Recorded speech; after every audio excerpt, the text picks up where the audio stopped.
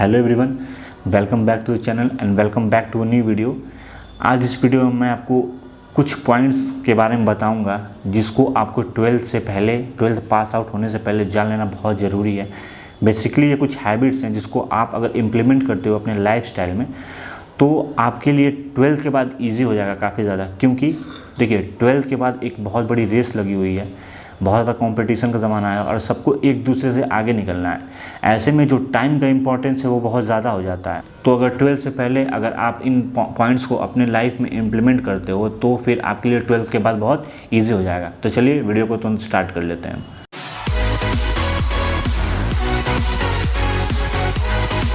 तो गाइज सारे पॉइंट्स बहुत बेसिक्स हैं, बहुत बेसिक पॉइंट है, पर मुझे पता है बहुत लोग इसको इग्नोर कर देते हैं।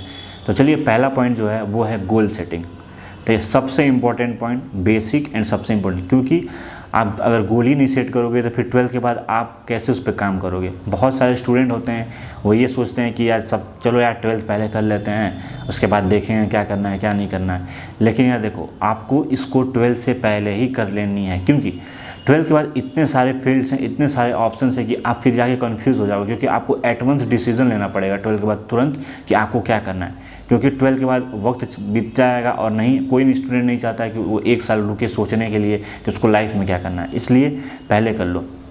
दूसरी बात कि 12th के बाद जो है 10 लोगों से आप मिलोगे और पूछोगे तो वो 10 लोग आपको 10 आइडियाज़ देंगे कि आप ये कर लो, आपके ऐसे मार्क्स आए, इतने अच्छे मार्क्स आए तो आप ये कर लो, आप ये कर लो।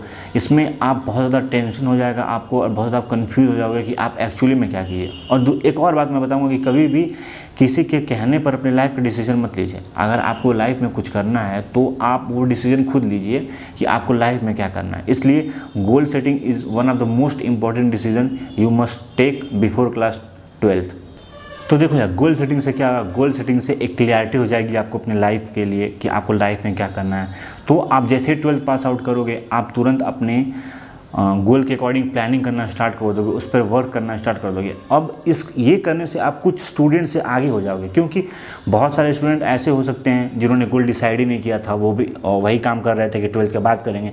ऐसे में आप उन लोगों से बहुत आगे आ गए, क्योंकि आपने गोल भी पहले डिसाइड कर लिया, अब आप उसके अकॉर्डिंग काम भी करने लगे हो। तो ऐसे में आपका जो ये वक्त है, जो ये टाइम है वो बचा। और टाइम का इंपॉर्टेंस हर स्टूडेंट जानता है। अगर कोई स्टूडेंट डेली पढ़ रहा होता है तो उसको एक दिन में वो कितना ज़्यादा पढ़कर नॉलेज एक्वायर कर सकता है, उसको उसके बारे में पता है। तो इससे आप अपने वक्त को बहुत ज़्यादातर बचा सकते हो। Point number 2, make a schedule of whole year. पूरे साल का शेड्यूल बनाना। ये थोड़ा सा बहुत स्टूडेंट को अटपटा लगेगा, क्योंकि सभी ने डेली शेड्यूल सुना होता है, लेकिन ईयरली शेड्यूल ये थोड़ा सा नया कॉन्सेप्ट है और मेरा खुद का कॉन्सेप्ट है, क्योंकि मैं इस चीज़ को फॉलो करता हूँ। तो इसका सिंपल सा मतलब है कि देखिए, आपको अपने ईयर के एंड में खुद से क्या एक्सपेक्टेशन है और क्या आप अचीव करना चाहते हो, इसी को मैं ईयरली शेड्यूल बोलता हूँ। जैसे कि मैं इसको आप एग्जाम्पल के थ्रू समझाऊँगा कि मान लो कि कोई स्टूडेंट है और उसने 12th पास आउट होने से पहले डिसाइड कर लिया कि उसको यूपीएससी करना है। ओके, देन उसने ये किया कि जैसे उसने 12th पास आउट किया, उसको क्लियर था, उसने तुरंत ग्रेजुएशन के फॉर्म भर दिए, उसने ग्रेजुएशन करना स्टार्ट कर दिया और साथ में उसने प्रिपरेशन अपनी स्टार्ट कर दी यूपीएससी के लिए। अब होगा क्या कि ग्रेजुएशन में लगते हैं 3 साल। अब वो स्टूडेंट करेगा क्या कि वो अपना एक ईयर का पूरा शेड्यूल बनाएगा कि मुझे इस ईयर में लास्ट में मुझे ये बुक ख़त्म कर देनी है पूरी तरीके से, और इस मॉक टेस्ट में मुझे इतना स्कोर मुझे करना है। अब देखिए, आपके साथ 2 पॉसिबिलिटी हो सकती है, 2 चीज़ें हो सकती हैं आपके साथ। पहला कि आपने उस अचीवमेंट को जो आपने रखा था उसको कंप्लीट कर लिया, या फिर आपने उसको नहीं कर पाया, कुछ मिस कर गए। इससे फ़ायदा क्या होगा? इससे फ़ायदा ये होगा कि आपको ये पता चल जाएगा कि अभी तक आप जो कर रहे हो उसमें कुछ कमियां हैं। अगर आप यही काम 3 साल तक लगातार करते, बिना अचीवमेंट रखे हुए, बिना ईयरली शेड्यूल बनाए हुए, अगर 3 साल तक आप लगातार इस काम को कर रहे होते तो आपको ये बाद में एट द एंड में 3 साल बाद जब आप जाते, जब एग्ज़ाम के समय आते, तो आपको ये समझ में आता कि नहीं, आपने बहुत कुछ मिस कर दिया है। आप एक गलती कर रहे हो और उसको लगातार 3 साल से आप उस चीज़ को करते आ रहे हो। अगर आप ईयरली शेड्यूल नहीं बनाए हो तो, और अगर आपने ईयरली बना दिया है तो आपको पता चल जाएगा कि ये कमी है मुझ में, तो मैं अगले साल में अपने इस कमी को पूरा कर दूंगा। इससे क्या होगा कि आप बहुत कुछ सीख जाओगे और आप अपने आप को एक बेटर वे में प्रिपेयर कर पाओगे अपने अपकमिंग एग्ज़ाम्स के लिए। तो अभी मैंने कुछ देर पहले बात की थी टाइम के बारे में कि टाइम का जो यूज़ है वो बहुत ज़्यादा इम्पॉर्टेंट है और टाइम वेस्ट नहीं करना चाहिए। तो इससे आपका टाइम बचेगा, क्योंकि 3 साल बाद अगर आपको ये पता चलता कि नहीं आप कुछ गलतियाँ कर रहे थे तो आप फिर से कुछ टाइम लोगे उस गलती को सुधारने के लिए, मे बी 1 ईयर ले लो। लेकिन अगर आप इस चीज़ को अगर अच्छे से फॉलो कर रहे हो, प्लानिंग के साथ जो मैंने बताया अभी ईयरली शेड्यूल को फॉलो कर रहे हो, तो आप 3 साल तक अपने आप को बेटर वे में प्रिपेयर कर लोगे और उस गलतियों को आपने नहीं किया, इसलिए आप अपना बहुत ज़्यादा टाइम आप बचा लोगे। Point number 3, make small goal related to your big goal. Okay, जो आपका मेन गोल है उससे रिलेटेड आप कुछ स्मॉल गोल्स बनाइए। देखिए, एक छोटा सा कोट है कि big dreams have small beginning, बड़े सपनों की छोटी शुरुआत होती है और छोटी शुरुआत होनी भी चाहिए। जब भी आप कोई गोल बना रहे होते हो तो या तो गोल 2 प्रकार के होते हैं, एक शॉर्ट टर्म एक लॉन्ग टर्म। तो मान लीजिए कि जैसा कि मैं आपको पीछे पहले एग्जांपल बताया था कि जैसे कि आप 12th पास आउट के बाद यूपीएससी करना चाह रहे हो, तो आपको यूपीएससी तक 12th और यूपीएससी के बीच में आपके 3 साल का गैप है। तो ये एक लॉन्ग टर्म गोल है। बीच में रिस्क की बहुत संभावना है कि आप डिस्ट्रैक्ट हो जाओगे या आप गलत डायरेक्शन में चले जाओगे, तो बहुत रिस्क रहता है ऐसी चीज़ों में। तो छोटे गोल्स का क्या काम होता है? छोटे गोल्स का यही काम होता है कि वो जो है हमें मोटिवेट रखे और हमारा जो कंसंट्रेशन है हमारे मेन गोल की तरफ उसको बनाए रखे। तो चलिए हम उसी एग्जांपल को कंटिन्यू रखते हैं कि एक स्टूडेंट ने डिसाइड किया कि उसको यूपीएससी करना है और उसने अपना ईयरली एक शेड्यूल बना लिया। अब इसकी क्या पॉसिबिलिटी है कि उस एनुअल जो उसका जो अचीवमेंट है वो उसे अचीव कर ही लेगा?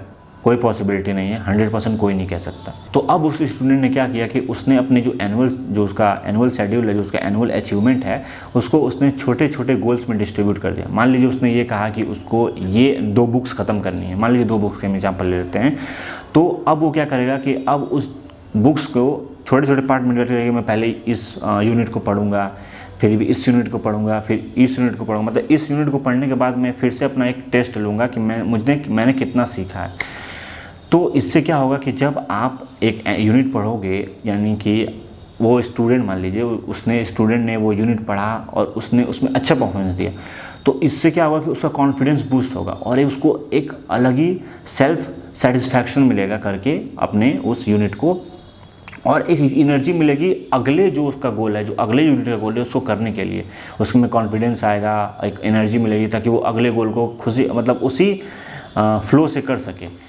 तो अब क्या करेगा कि वो सेकंड को करेगा, सेकंड में भी उसने अच्छा किया तो उसको थर्ड के लिए नहीं मिलेगी। मान लीजिए सेकंड में उसने थोड़ा सा परफॉर्मेंस ख़राब कर दिया, तो फिर से वो क्या करेगा कि अब वो समझ गया कि अभी उसने थोड़ी छोटी सी गलती कर दी है, अब वो आगे संभल करेगा। ऐसे क्या होगा कि फिर से वो क्या करेगा कि जो अपना ईयर के लास्ट में हो जाएगा तो वो एक तरह से कम्प्लीटली प्रिपेयर्ड होता जाएगा। जो उसने गलतियाँ की हैं अभी वो ईयर के लास्ट में नहीं करेगा। तो छोटे गोल्स हमें एक एनर्जी देते हैं, एक कॉन्फिडेंस देते हैं कि हम अपने बड़े गोल की तरफ without any hesitation and without any tension के आगे बढ़ सकते हैं। Point number 4, never repeat your mistakes again.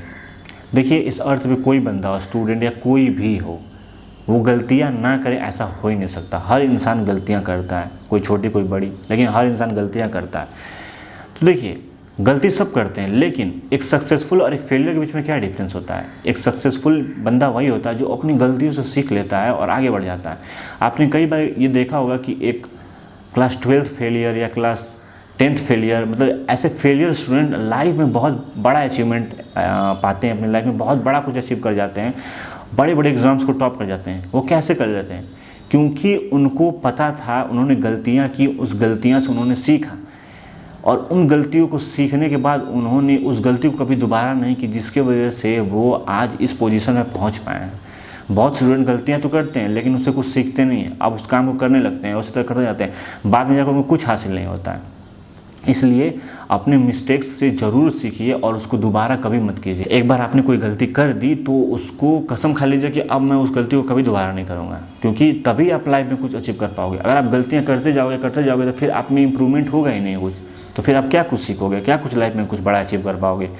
तो अपनी गलतियों से सीखना बहुत ज़्यादा ज़रूरी है। आप सभी गलतियां करते हैं और सबको अपनी गलतियों से सीखना चाहिए लाइफ में अगर कुछ बड़ा अचीव करना है तब। अभी मैंने कुछ देर पहले काफ़ी एग्जांपल्स दिए हैं, उसमें यही चीज़ मैं बताना चाहता हूँ कि आप अगर वीकली शेड्यूल बनाओ, एनुअली शेड्यूल बनाओ, तो उसमें क्या होगा कि आपको बस एनालाइज करना है कि आप क्या गलतियाँ अभी तक कर रहे हो और आप वही गलती को वहीं पर पकड़ के उसको ख़त्म कर दीजिए। तो आगे आप उस गलती को नहीं करोगे, जिससे कि आप एक परफेक्ट बनते जाओगे धीरे धीरे करके, अपने गोल की तरफ बढ़ते जाओगे बहुत easily. Now last but not the least point is believe in your self. ये बहुत इंपॉर्टेंट पॉइंट है, आपको खुद पे यकीन करना पड़ेगा। आपको हैबिट डालनी पड़ेगी 12 से पहले कि आपको खुद पे यकीन करना ही करना है। आप किसी काम को क्यों करोगे? आपको बिलीव होगा अगर कि मैं इस काम को कर सकता हूँ, तभी तो आप उस काम को करोगे, वरना आप क्यों करोगे? मान लीजिए कि किसी ने आपसे कह दिया कि आप ये कर लो लाइफ में, आप इस कोर्स को कर लो, और आपको यकीन नहीं है खुद पे कि मैं उस कोर्स में सक्सेसफुल हो सकता हूँ। मान लीजिए आपने एडमिशन ले लिया, बट आपका उसमें कोई भी इंटरेस्ट नहीं आएगा, आप उसको नहीं करोगे क्योंकि आपको यकीन ही नहीं है कि आप उस काम को कर सकते हो। इसलिए बिलीव रखो, जो भी आप कर रहे हो खुद पे बिलीव करो, अपने काम पे बिलीव रखो, अपने मेहनत पे बिलीव रखो। अगर आप बिलीव करते हो खुद पे तो आप लाइफ में सक्सेसफुल ज़रूर बनोगे। जो बंदा एक 10th फेलियर, एक 12th फेलियर लाइफ में सक्सेसफुल हो जाता है, बहुत कुछ बड़ा कर जाता है, क्यों? क्योंकि उसे खुद पे यकीन है, अपनी मेहनत पे यकीन है कि वो लाइफ में कुछ बड़ा अचीव कर सकता है। दैट्स वाई वो मेहनत करता है, और उसकी मेहनत एक न एक दिन रंग लाती ही लाती है। और एक और बात मैं आपसे ये कहना चाहूँगा कि कभी भी किसी से ये एक्सपेक्ट मत करो कि आपको कोई ये बता दे या टिप्स बता दे कि बस इतना सा करो आप लाइफ में सक्सेसफुल हो जाओगे। देखिए, लाइफ में सक्सेस का सिर्फ एक ही मतलब है, एक ही मंत्र है कि आपको हार्ड वर्क करना पड़ेगा। Planning and hard work is the key to success. ये बहुत ज़रूरी, एक बहुत बड़ा पॉइंट है, ये बहुत ज़रूरी है, क्योंकि बिना हार्ड वर्क के सक्सेस पाना नॉट पॉसिबल। और शॉर्टकट के पीछे मत भागो कि कोई आपको शॉर्टकट दे दे कि आप ये कर लो, आप बस इतना सा कर लो, आप लाइफ में सक्सेसफुल हो जाओगे। क्योंकि एक कोट है कि shortcut is due to sure failure, success and shortcut are perfect enemies. Success है और जो शॉर्टकट है वो दोनों एक दूसरे के परफेक्ट एनिमीज है। क्योंकि यार there is no shortcut for success. Success का कोई शॉर्टकट नहीं है। सक्सेस के लिए सिर्फ एक ही मतलब है कि आपको हार्डवर्क करना ही करना है। तो आप हार्डवर्क कीजिए, अपने आप पे यकीन कीजिए, तो आप ज़रूर लाइफ में सक्सेसफुल होगे। और एक बात और मैं आपसे ये कहना चाहूँगा कि देखिए, अगर आपके पास प्रॉपर इनफ टाइम है, अगर आप कुछ लाइफ में करना चाहते हो, उसके लिए अगर आपके पास 3 साल है, तो आप उस 3 साल को पूरा यूज़ करो। ये नहीं कि आप इसी साल में पूरा सिलेबस ख़त्म कर दो, जोश में आकर कि मैं इसी साल पूरा पढ़ के ख़त्म कर दूंगा। फिर आप 2 साल क्या करोगे? फिर आपको पढ़ने के लिए कोई आपके पास कोई रीज़न नहीं रहेगा 2 साल उसके बाद। लेकिन यार पता है, वो कंटिन्यूटी बहुत ज़रूरी है पढ़ाई में, आपको कंटिन्यूस रहना पड़ेगा। तो आप उस पूरे 3 साल को यूज़ करो। जो आप एक ही साल में पढ़ के ख़त्म करना चाहते हो, उसको आप डिवाइड कर दो, इतना इतना इतना मैं पढ़ूंगा। इससे क्या होगा कि एक आप कंटिन्यू तो पढ़ते रहोगे, ऊपर से आपका फोकस पढ़ाई पे रहेगा। तो यार इन पॉइंट्स को आप ज़रूर 12 से पहले अपने हैबिट में ला लो, अपने आप पे आप बिलीव करो। ये सारी पॉइंट्स जो मैंने बताए हैं इसको आप फॉलो कीजिए, जिससे बहुत, ये तो बेसिक सी चीज़ें हैं, बस मैंने आपको इसका रीज़न बताया कि इससे क्या फ़ायदा होगा। देखिए, कोई चीज़ आपको पता है कि ये करना चाहिए, लेकिन उसको करने से आपको क्या फ़ायदा होगा ये बहुत कम लोग जानते हैं। तो मैंने वही आपको बताया है। तो ये बेसिक चीज़ ये सभी जानते हैं। तो आप इन पॉइंट्स को फॉलो कीजिए, डेफिनेटली आप में इम्प्रूवमेंट होगा। आप लाइफ में जिस भी फील्ड में जाना चाहते हो उसमें आप बेटर करोगे। तो thank you for watching this video and that is all for today. अब मिलेंगे अपने नेक्स्ट वीडियो में, तब तक के लिए टेक केयर, बाय बाय।